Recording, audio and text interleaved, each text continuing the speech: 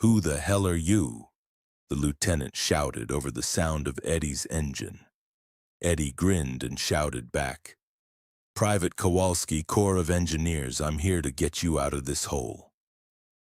The lieutenant looked at Eddie's contraption with undisguised skepticism. "In that thing, soldier, I appreciate the gesture, but that tin can of yours couldn't pull a radio flyer wagon, let alone a Sherman tank." Eddie climbed out of his vehicle and walked to the rear where his winch system waited. The mechanism looked even more improvised up close. Cables that had been spliced and respliced. Pulleys that didn't match.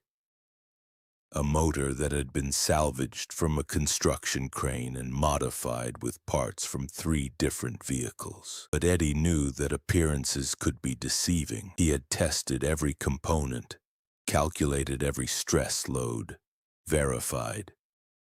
"Lieutenant to every connection," Eddie said as he began unreeling the winch cable. "This tin can just drove down a 40-degree slope to get to you. Maybe it's time to stop judging by appearances and start believing in what works."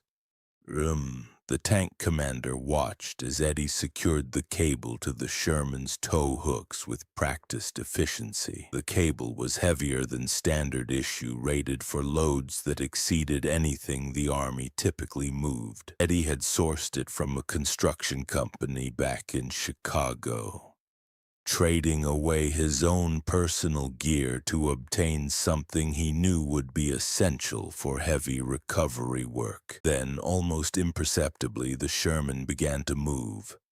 Not sliding, not dragging, but rolling forward on its remaining track as Eddie's improvised recovery system overcame inertia and friction. The tank commander stared in disbelief. His crew began to cheer. And somewhere above the crater rim, the soldiers who had gathered to watch Eddie's attempt fell into stun-can special wizened silence.